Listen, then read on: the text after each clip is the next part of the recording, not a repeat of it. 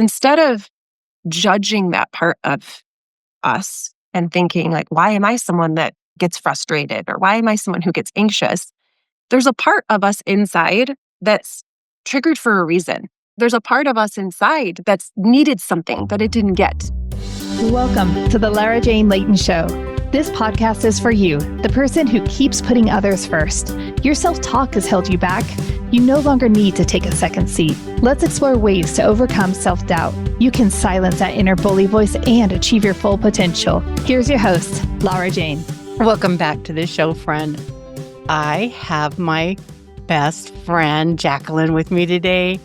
And yes, she's been on the show. She's my very, very, very first stranger guest that turned into a best friend immediately.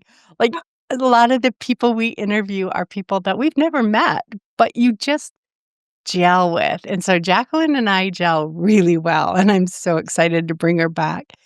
And today we are going to talk about shame. You know, if for someone did that thing of, what is the show? I don't even remember the name of the show, but they're going, shame, shame, why the person's walking down this street naked. That's not our level of shame. It's when we feel discomfortable being our true selves because of all the shoulds. You should do this. You must do this. You have to act like this. And how do we let go of all that and really be who we are and feel that confidence of that self-love? I'm okay just the way I am. But before we get started, we're going to get a quick word from our sponsor. And when we come back, Jacquelyn's going to help us let go of that shame. We'll be right back. This is Adam Adams, co-founder of Optimized LLC, where we take the guesswork out of your health. If you're feeling exhausted, struggling with weight, or just not feeling yourself anymore, your hormones might be the problem. And that's why we test, not guess, analyzing your blood work to pinpoint exactly what's holding you back. At Optimized LLC, we help you rebalance your hormones, boost energy, and reclaim your life. Don't settle for normal. Aim for optimized. Just go to optimized.com to book your free introductory coaching call. It's a free call to help you take the first step toward feeling your best. All right, Jacquelyn, the information about you is in the show notes. You're in the hot seat now, my best friend. All right. I know I still have shame over things, and it's things that just kind of pop up. Like I'm in the middle of something, and all of a sudden, maybe I'm not good enough for this. I should be different. How do we get rid of shame in general and then that pop-up shame? How do we get over it fast?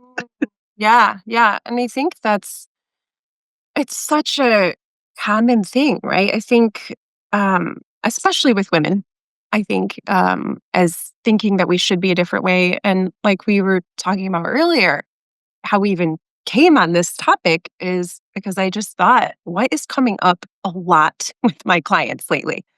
And this was definitely the top thing that came to my mind. It's like over and over, I just had clients coming and saying, um, I should be further than I am.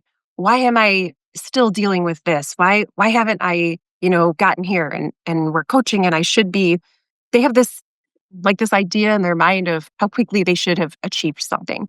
And it's really like, especially when we've spent, 30 years being a certain way.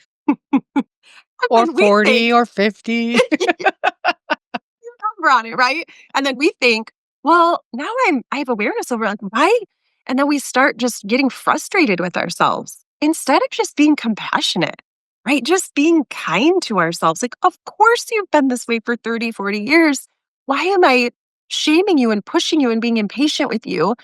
It's like having a baby and at maybe 10, 11 months, they start to try to walk. And you're like, why aren't you walking? Jeez, you get to it. You have the idea in your head. And it's like, well, of course we're patient with them, right? It's like, but we don't have that patience with ourselves. It's like, we're always thinking that we should be at a different place than we are. And just giving yourself permission, right? And patience to go through the hard too. Like it might take a while to get where you're thinking that you want to be, but like that's really what changes and evolves you. Yeah. You're sitting there like, I've got millions of thoughts in my head, but I'm trying to remember like the most recent time I felt that Mm, shame. And I think it's like when I get frustrated, things are, if you look at, there's all these different personality tests. My primary thing in this particular one is competence. And mm, so if I feel like something or somebody's working with me and they're not competent, it kind of just, ah, and I can start interesting. getting Yeah. really frustrated. My other one's freedom, which is a good compliment for it in my mind, because I also know I can allow them the freedom to do their thing. And, so Mm, it helps me to get over it faster. But when those things come up, I start feeling ashamed that I even considered that they needed to be different. And it's like, why am I doing that? I am that's the a great example. Yeah, like that's a great example of something, say, that a client would bring, right? That I'm talking about. That's a perfect example. So it's like we shame these parts of ourselves, right? And why am I like that? Why am I judging that? Whatever. Instead of, so we call them, they're things that trigger you, right? So you're saying if someone's not competent, it triggers something inside of you, right? And so what people usually do, right, is they focus out. They're like, what's happening that's making me feel this way? And with my clients, the work we're doing is really like turning in. And instead of making it about what's happening out there, it's like, okay, getting in touch with, I'm feeling activated. I'm feeling triggered right now. Right? This person isn't competent, say. So I'm going to, instead of turning out, I'm going to turn in. Maybe you even just put your hand on your heart and you like tune into it. Okay, what part of me right now is feeling activated? Like, what is that feeling that I'm feeling and why? And getting really curious about it. Because instead of judging that part of us and thinking, like, why am I someone that, gets frustrated or why am I someone who gets anxious? There's a part of us inside that's triggered for a reason. It's a part of us, usually from long ago, but sometimes it can happen even recently, but usually from when we were young. Right? There's a part of us inside that's needed something that it didn't get. So now we're living today and we're triggered by things. We're activated by things that are happening around us. But instead of shaming that part of us, well, why do I get this way? It's like, can I tune in and get really curious about what I'm needing? And how can I be there for myself and show compassion to that part of me that, of course, is feeling, unsafe because someone doesn't seem competent, right? Like there's a part of me that for some reason needs someone to be competent to feel safe. So instead of shaming myself for that, can I tune into that part and really be there in a way that maybe someone wasn't there for that part of me a long time ago? I think that's really the powerful work is getting curious rather than shaming, rather than getting frustrated or judging ourselves for the way we are, which is what many of my clients present with. It's like, wait a second, can't you tune in and be curious? And you're going to learn way more about yourself from curiosity, from why that's happening versus judging that part of you. Because it's not going to go away if you judge it, but you can start to heal it or at least deal with it differently when you get activated, when you get really compassionate and curious about that part of you that's inside. Does that make sense? absolutely. And I am kind of like, when I get activated, I start being frustrated that I'm activated, instead of going, okay, what did this? Why is it triggering this way? Hmm. And allowing that thought process to allow it to process, to really give it its space. And I know mine is, I don't really care if you're competent or not. I care if it makes my life harder or easier. Mm. Yeah. And if all of a sudden I'm spending 30 minutes explaining something versus just getting the job done, and who gives a crap when the job gets done? But it's just that, am I climbing a hill or are we walking on a level ground? And I think we all have that in a bit, in a sense where this is making me climb uphill instead of just It's like floating in the pool and you bump in the edge. Well, where'd this damn edge come from? Yeah, Yeah. turn around and go the other way. It's just, Yeah. it interrupts our flow. And Yeah. that's when we get triggered. And your flow interruption is different than my flow interruption.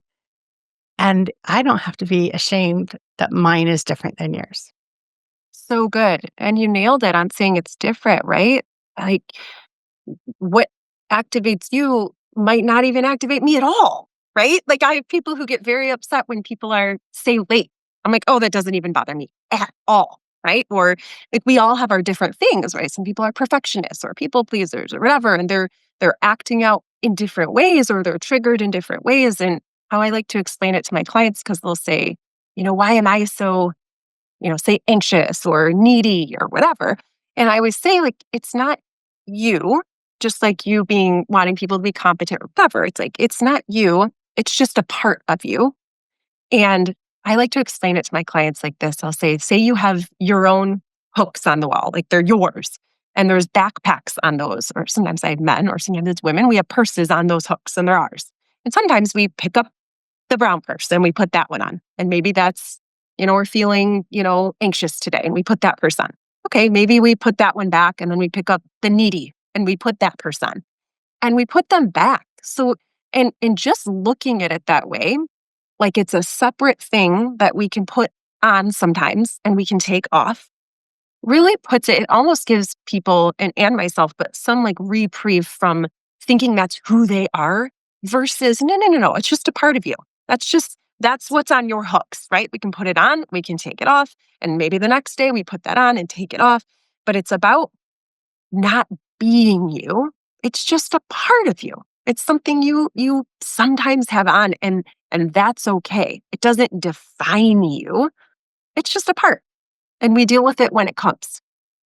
And I've always used the analogy hat, but this purse thing is even way cooler because I can take that brown purse of shame off the wall. I can look in it, I can explore it, I can see why it wanted off the hook, and I can put it back on.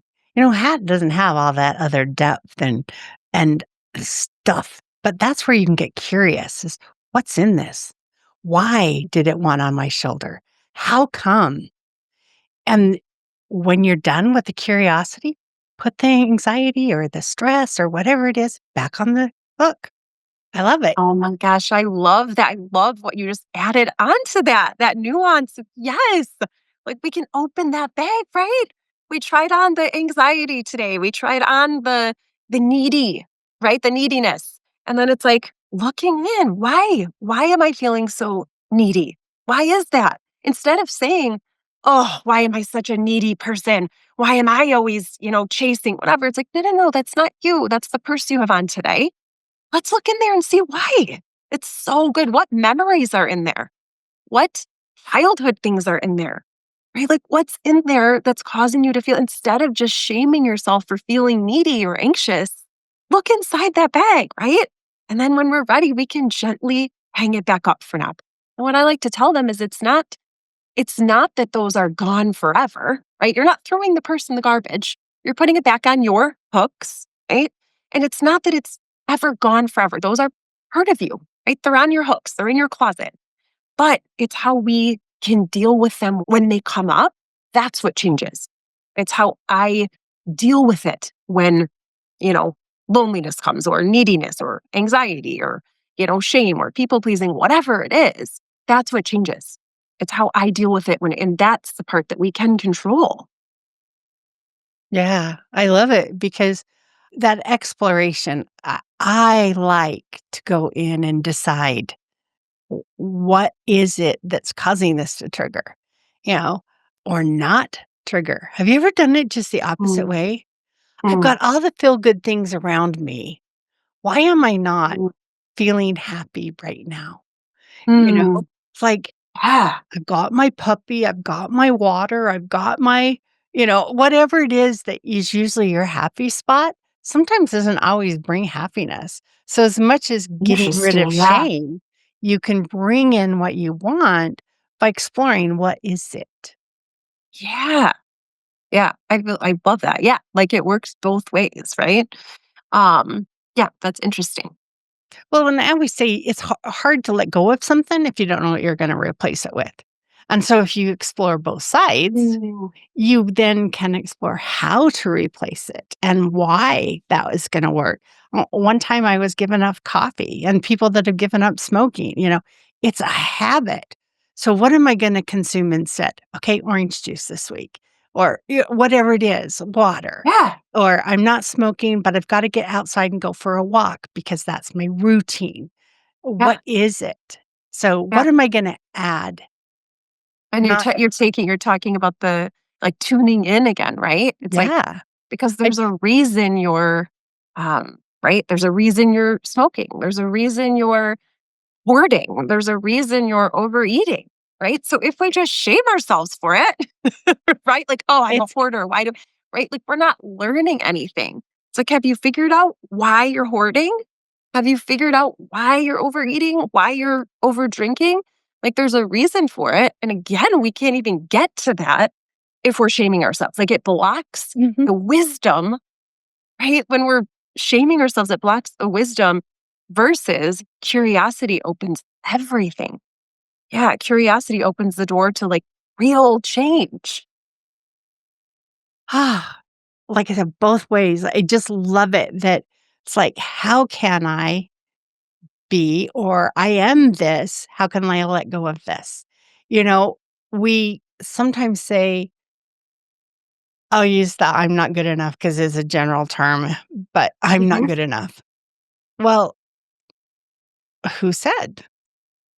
Who made that rule? What is it about you that's not good enough? If that's something you want to let go, what do you want instead? And start focusing Mhm. on what do I want? Because until we know, how can you let go of something? There's a void. All of a sudden you're empty. So what do I want? Yeah, and I'm not enough.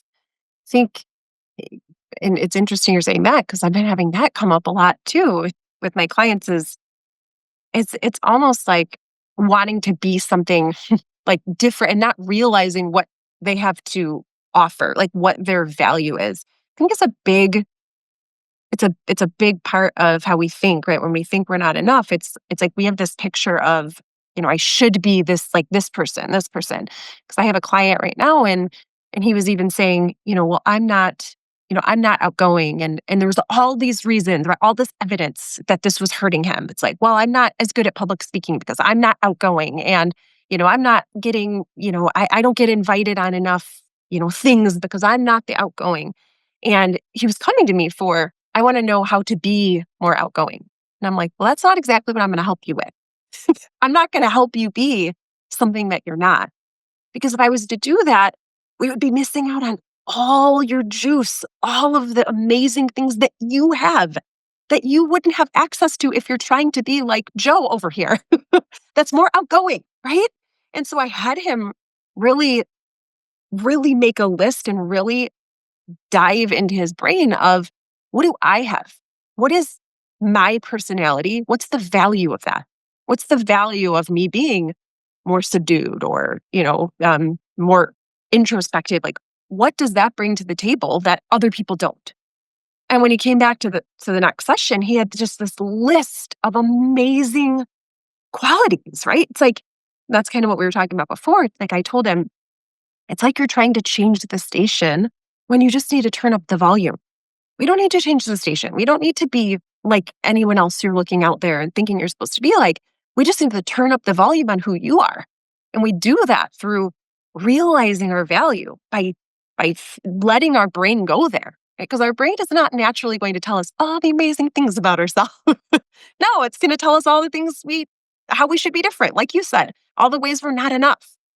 But what we can do is intentionally bring our brain to, how am I enough? How am I more than enough? How am I, how is what I bring so valuable? And then when we sell ourselves on that, that's kind of, instead of trying to chase the shame away, it's like it kind of just crowds it out. Right. When I believe so much in what the value I have, I am enough. I don't have to convince myself, that I'm enough. I really truly believe that because I'm letting my brain play in that wheelhouse.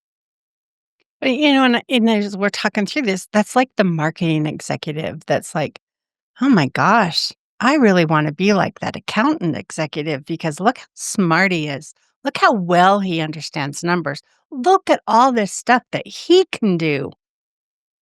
Yeah. But we need marketing people too.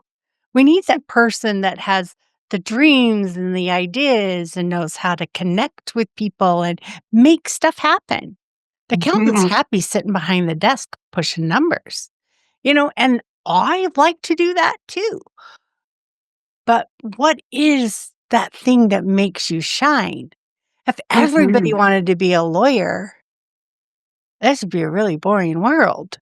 Yeah. It's our uniqueness and our individual qualities and the thing about you that makes this world worth living in. I go Mhm. to the ice cream store and only have vanilla as an option. We need variety, and It variety is is. what makes everything work. Yeah, and it's interesting how our brain wants to go to all the things we're not, right? Like, that's what our brain just does, so, like, it's up to us to just intentionally take our brain to what is great, right? It's not naturally going to do that. It's like even talking about my client being introvert, it's like I'm super introverted. I'm like, you're in good company, right? I'm very introverted.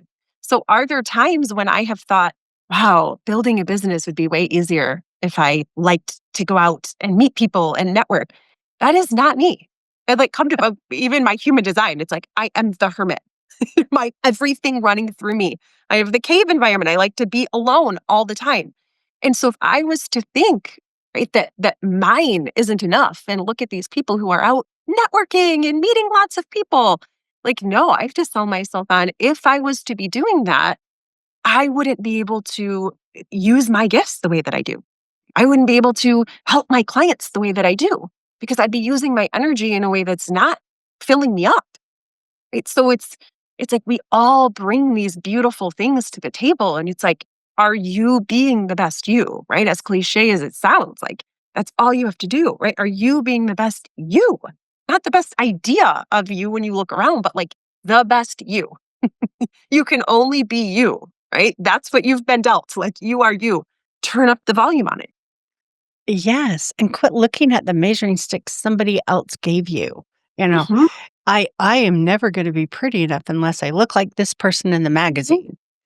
Oh my gosh, then you're missing out on all the other beauty.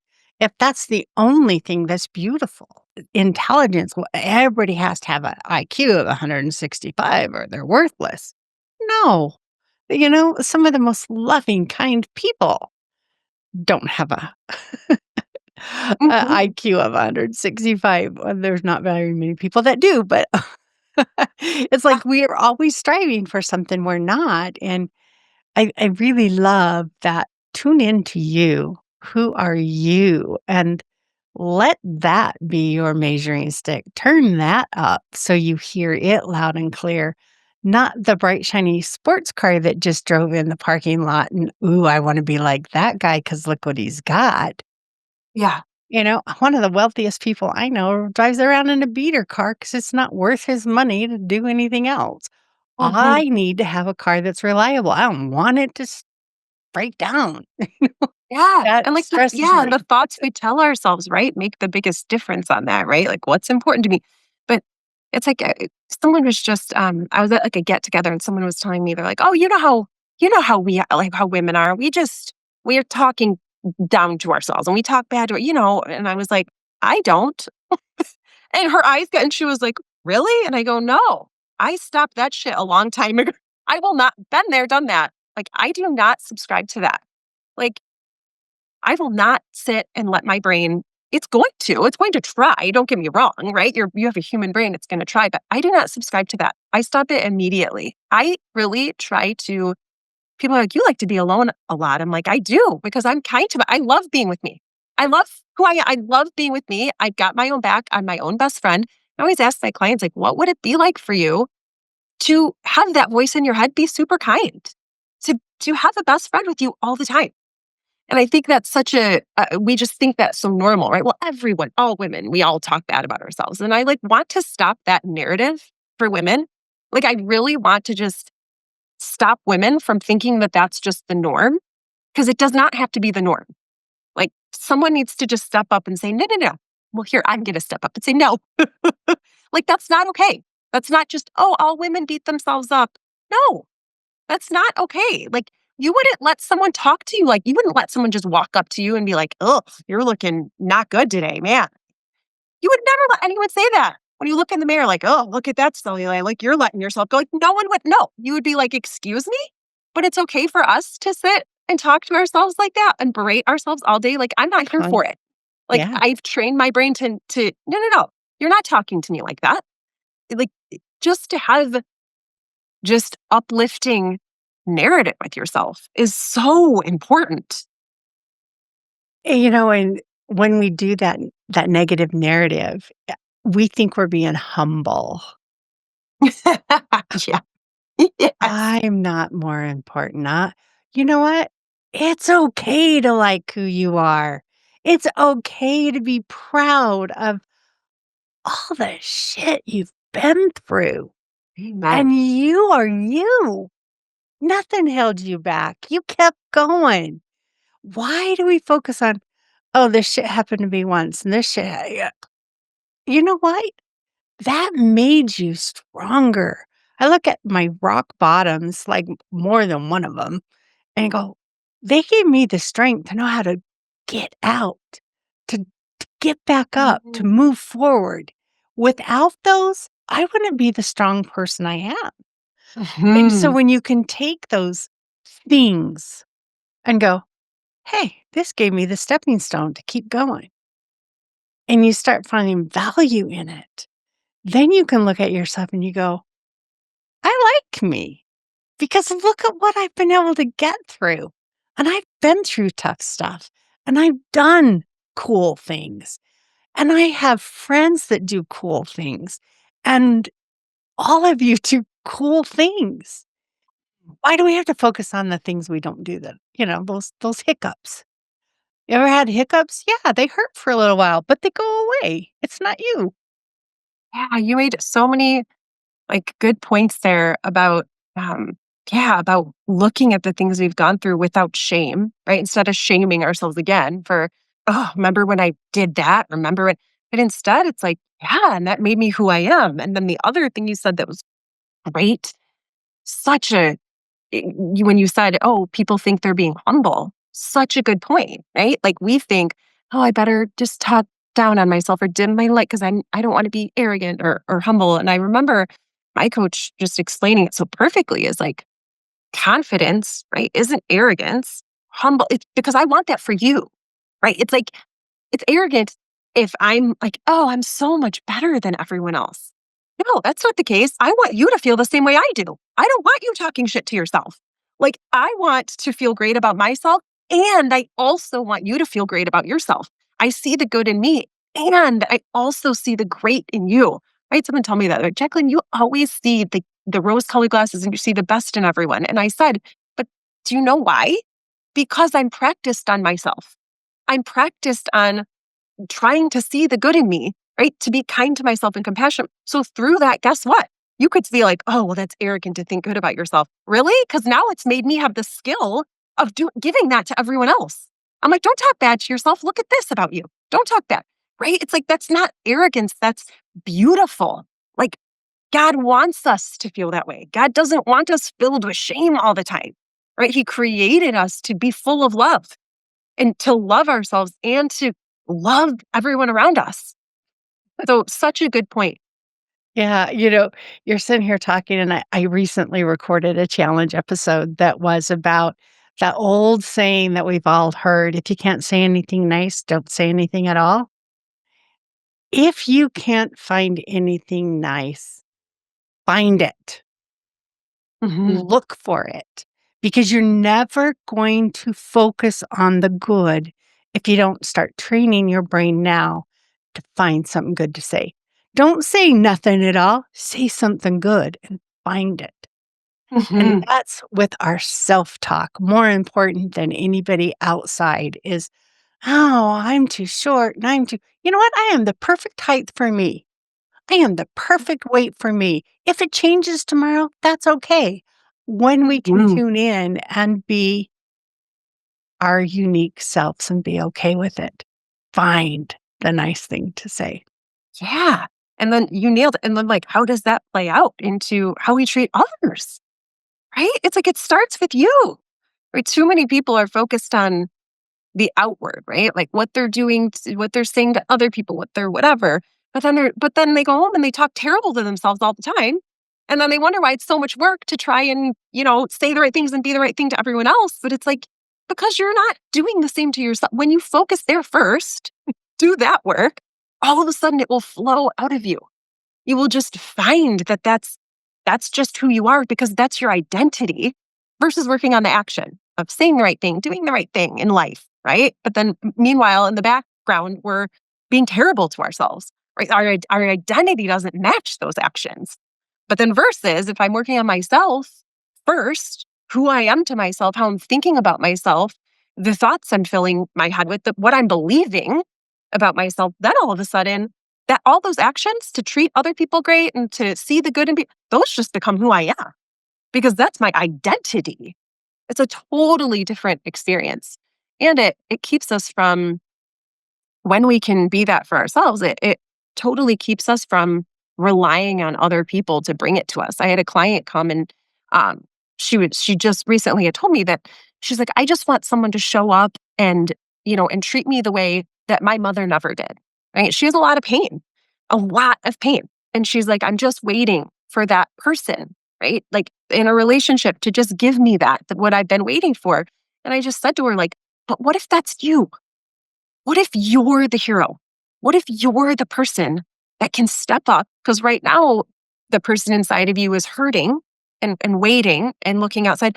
But like, how would it feel if you could be that person? You could show up and give yourself what you didn't get as a kid, what your mom didn't show up for.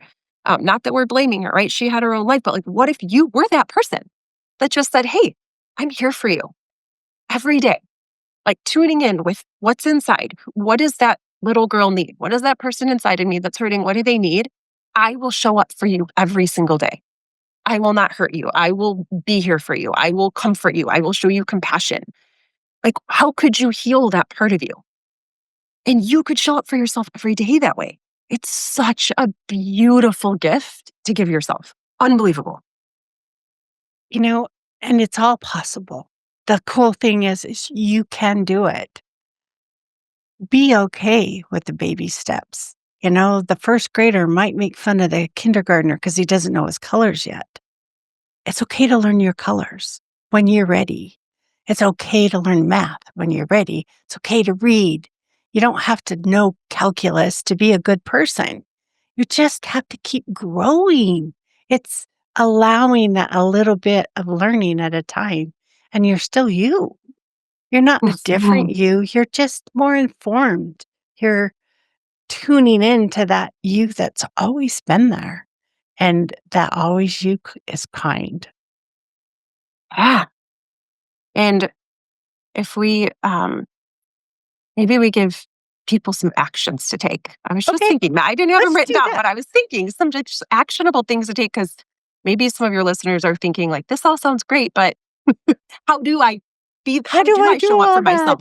Yeah. So a And that's couple things. usually how we wind down. What's that thing we should Oh, do good. right Okay. now? Let's So think of a let's couple do it. exercises. So one of them kind of mentioned, I don't have any of this written down because I'm just now thinking of doing actions. I should have thought of this before, but no should, but I could have thought of this before. So one of them I kind of mentioned, but I really think just when we shame ourselves for um, being a certain way, or that we should be more like, this picture over here. I think really getting in tune with doing that exercise of where is my value and just writing down all of those things about us. So our thoughts about ourselves, like what we're believing about ourselves, and just asking our brain, because right now most people's brain are going to all the things that's wrong with them. Right? And your brain does that to keep you safe. It wants you to work on things and get better. So, but we can again intentionally bring our brain to what is so valuable about who I am, like what are my gifts, and really writing all those things down. So again, it's not about being someone different. It's about turning up the volume on you. So writing all of those beliefs down and putting them in a note on your phone, I feel like is so powerful. So it's like when you're feeling down, when you're feeling like you're not enough, you wish you were different, just going there and just reading through those powerful things just will shift the energy inside of you. It's so powerful. Another quick one, I'm trying to off the top of my head. Okay, so putting it more into a tangible exercise, but as we're going through just life in general and those things trigger us, right? Like we said, if someone's not competent or maybe it's, you know, I don't one of my clients just came and said, she had texted, she wanted to build relationships and she texted friends and they didn't call back or didn't text back. And so in her mind, she's like, I'm not a good friend. No one wants to hang out with me. I don't, no one wants to build a relationship. I'm going to be alone. So when those things happen, I feel like those are the times we can kind of tune in again. So when the things trigger us, we can tune in and say, okay, what am I feeling right now? So in her case, anxiousness or loneliness or whatever. Again, instead of focusing out on that situation that happened and the person not texting back or whatever yours was about someone not being competent or activated, instead of that, just focusing in and just asking ourselves, like, what am I feeling right now? Naming that emotion, naming that feeling, and then asking yourself, like, what do you need right now? Right? Versus thinking, I need that person to text me back, or I need this person to be more competent, or whatever. No, no, no. What am I needing inside that's making me feel this emotion and feeling activated? How can I have compassion for this part of me inside of me? And again, instead of shaming it, why am I feeling needy and anxious and lonely or, frustrated? No, no, no. What do I need right now? And how can I show up for this part of me right now? Let's look in the purse, right? Where did this come from? And really connecting to that and showing compassion versus shame. And once you keep doing this exercise, right, and you focus on turning in instead of out, it does become an easier, more natural process. And I think that's so important. And then quickly, the last thing I'll say is like checking with if it's my reality or the reality can be really powerful. So we think that, for instance, a client just said, they were at a wedding and someone left without saying bye. And so she was like, I did something wrong and I'm trying to replay what I did. Right. And so this specific client, I always bring her back to like, is this your reality or the reality? Because the reality could be that she got a phone call and needed to leave. It had nothing to do with you. Right. Your reality is you must have done something personally that made her leave without talking to you. And now you guys aren't talking, like, right. So checking in with, is this my reality or the reality can be very, very therapeutic. Like it puts things into perspective and shows your brain to calm down versus being triggered and alerted and activated all the time. It's like, all right, wait a second. This could just be my reality. I'm just creating this reality. It's not actually the reality. So that's another very helpful just check in to do. Yeah, those stories we tell ourselves, and even with that competency thing it was my version of competency. Mm. You know, I can be the exact opposite. I don't spell well. Somebody else can be really frustrated because I'm not competent in that. Doesn't mean the person's useless. Mm. It means that that one piece right now is frustrating me because you're not quite where I thought you would be. And that's the same as trying to take the kindergartner to third grade, set him down. He is able to do that, just not yet. He needs So some good. learning steps. And so that's that story we tell ourselves, they're not being competent. No, that's my reality. They really are competent in all the things that they need to be competent in. I'm pushing something else on them. And so it is that double check. Same with that person walking out or the boss that walks by and doesn't acknowledge you. What story are we telling ourselves? And is it really what really happened? So good. And it's like, and if we have, there could be a million different realities. Like, which one do you want to choose? Right? Yeah. Even if you think, well, that's probably really, it's like, is that the reality you want to choose? Because there's a million other options, right? That are available to us at any time. So it's like, in my mind, I'm like, well, I'm going to grab the one even if I really think that that could be true, like, why would I choose that when I can grab this one over here? That could also be, there is a possibility that this one's also true. And this one serves me so much better and creates the feeling that I want to have in my body and causes me to do the actions in my life and create the life that I want. Why do we want to cling to my reality? Right? It's like, no, choose the one that's going to create abundance in you and love and peace. Mm. Jacqueline, I love you. I could talk to you all day long. You just have such passion and energy and wisdom. Yeah, it's like, wow, I love this person. However you are, you could be dumb tomorrow and I'd still love you. But I would I love love, you too. I really appreciate you and love you. Thank you I, for that. can you share with our friend a little bit about what you do, how to get a hold of you? I know you're on our BFF network out there on my website, but your link will be in the show notes. And then you've already said that one thing that they should try this week to help them reduce that shame. Actually, you gave them 3, but maybe you could succinct them real quick. Write down the list. Oh, yeah. Yeah, yeah. So now I'm going to work with my memory here.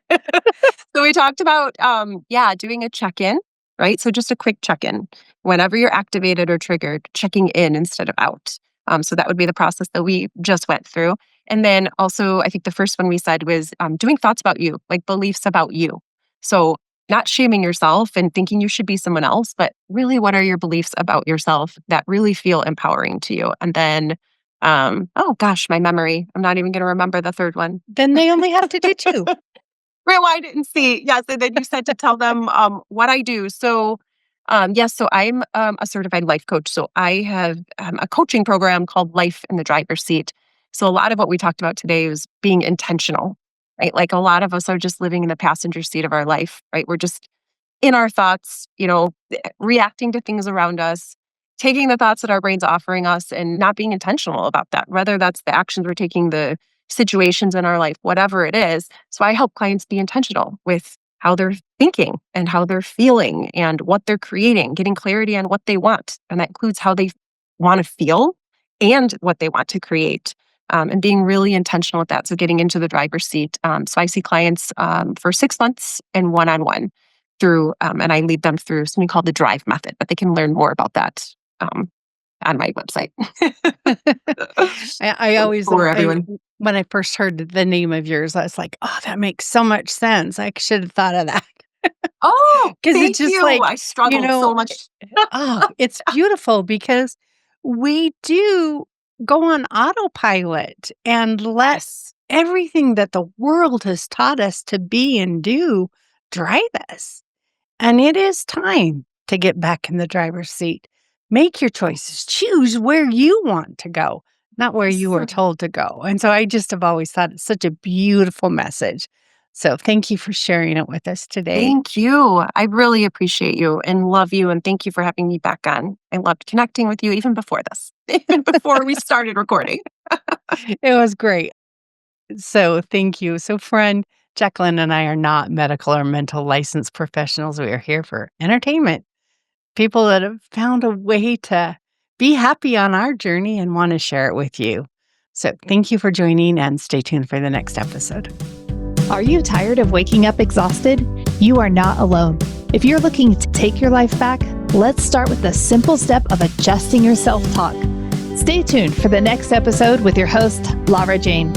Remember to follow the show so you don't miss a next simple step that you can use to feel more confident. And please leave an honest review.